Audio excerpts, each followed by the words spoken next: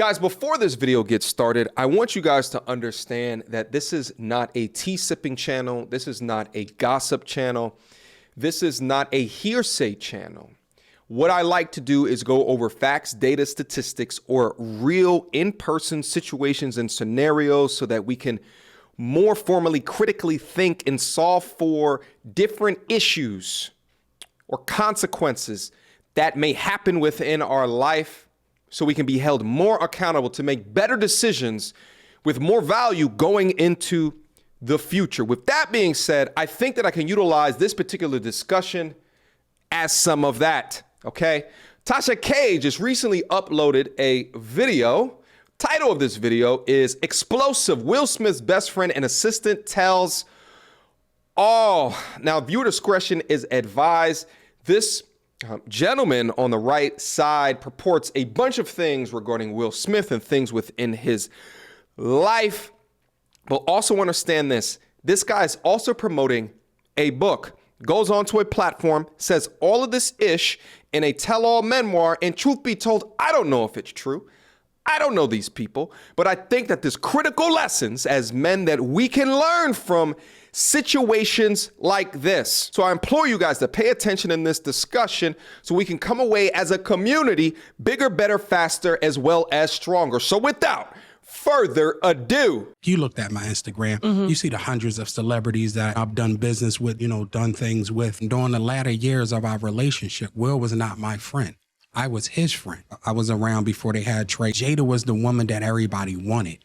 And Will needed that validation to have that type of woman. You saw her say that Will Smith had a small.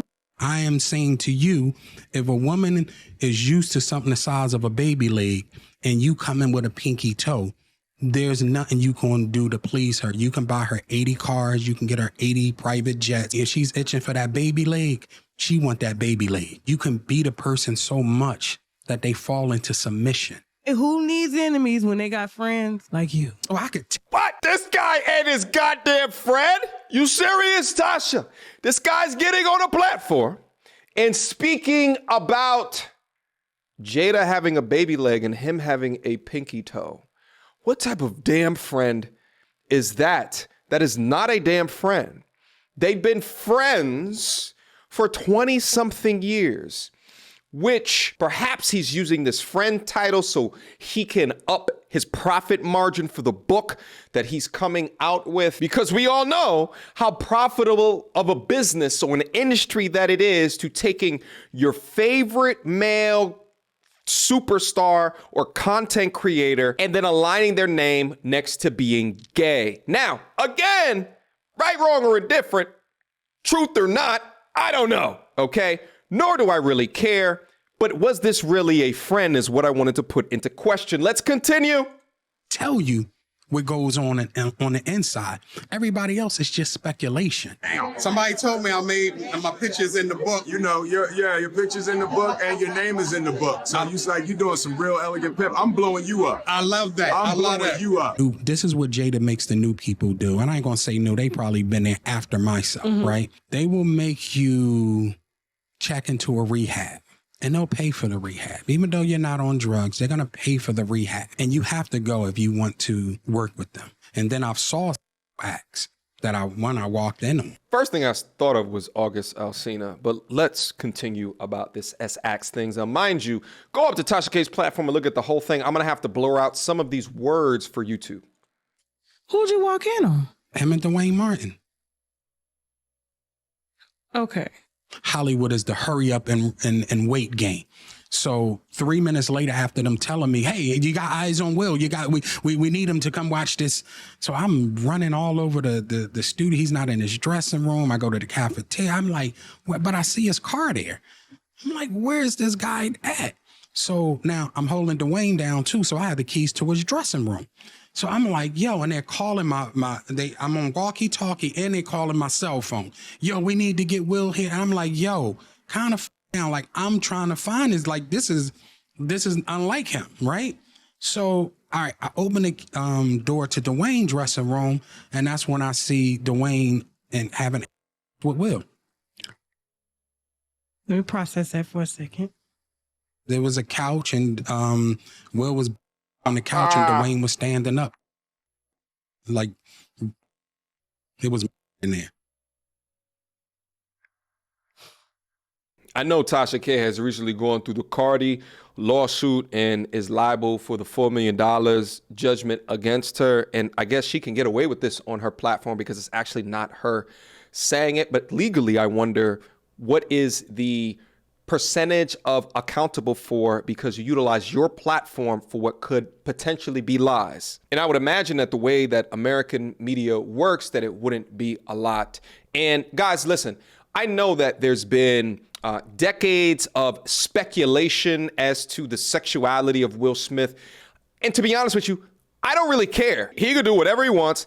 It doesn't bother me. But what I have you here for today is to talk through, listen, as men with utility, with purpose, that are trying to be the best versions of ourselves, you have to be aware of those in your circle, even other men. I often talk about the importance of selecting a woman as being your significant other and allowing her to be close enough to you to help you make decisions, be a sounding board. But truth be told, the same thing goes for the community of men within your circle as well. Because let's just say that this dude is telling the truth regarding Will Smith.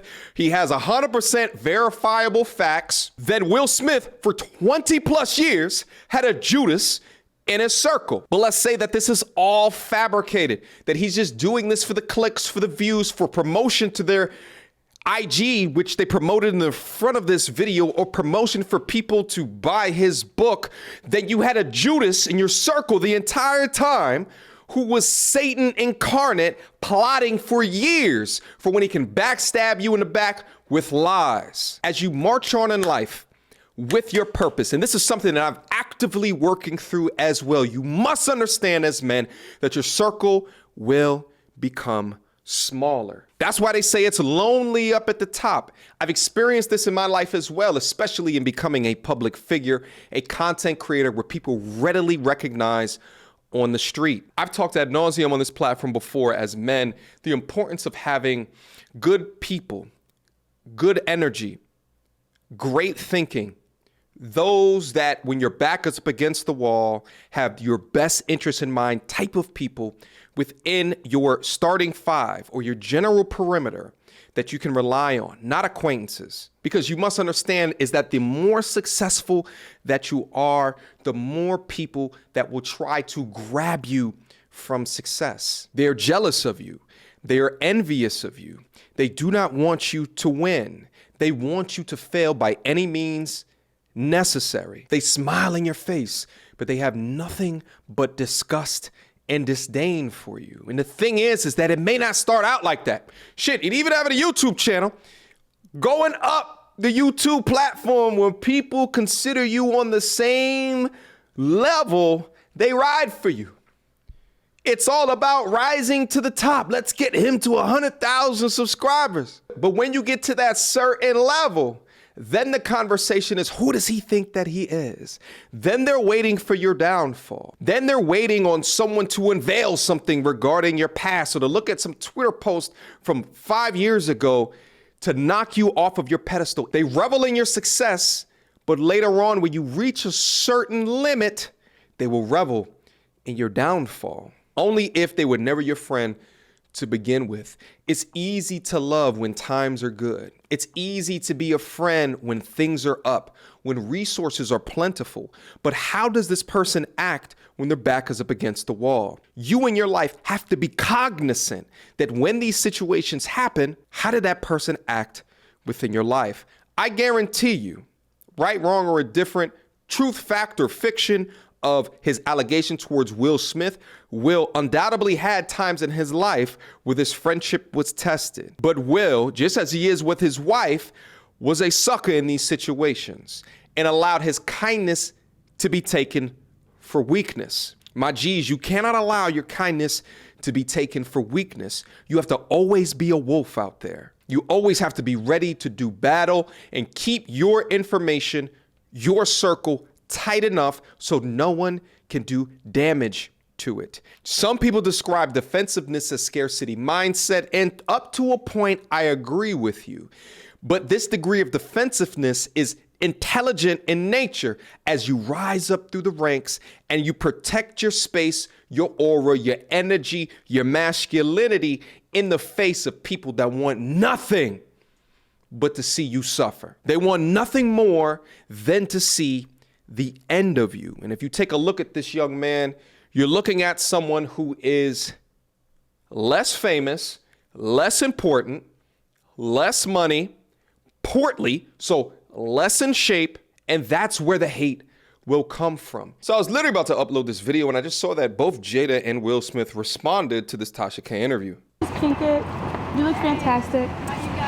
She's tiny. I didn't realize how small she was. We gotta go with black traffic. Oh, we got it. Oh, we're black. I'm sorry. What do you say about the allegations? There's like, you know, like so many rumors. Anything you want to say? We suing.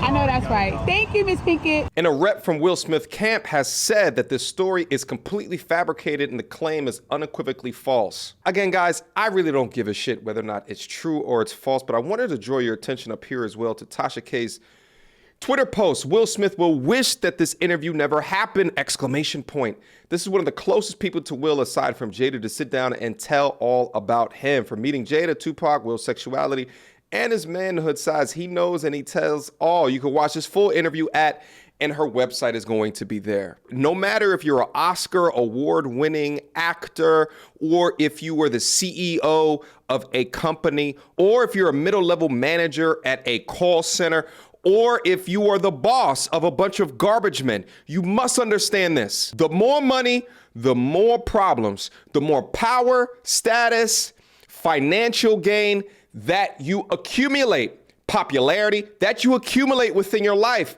you'll have all of these people that'll make it a sport out of your downfall. They will stop at nothing to besmirch your name. They will stop at nothing to deaden your legacy as long as it pads their wallets, or if it makes them feel good to project their own internal hate onto someone else, an entertainment figure. I've said this once and I said this before. As you become more successful, you need to keep your circle as tight as humanly possible. Again, do I think any of this is true? I don't know, nor do I care, but I do hope not. But it would sort of explain some of the behavior of Jada, but that's neither here nor there. Take the lessons, do what you wish with it, but I hope that you always progressing. Questions, comments, concerns, y'all already know what to do. Mediocre tutorials and reviews at gmail.com. Guys, tell me what you think about the thoughts in today's video. Go down in the comment box. If I get a lot of conflicting answers, there may be something I do a live stream on. So let me know. Until next time, YouTube.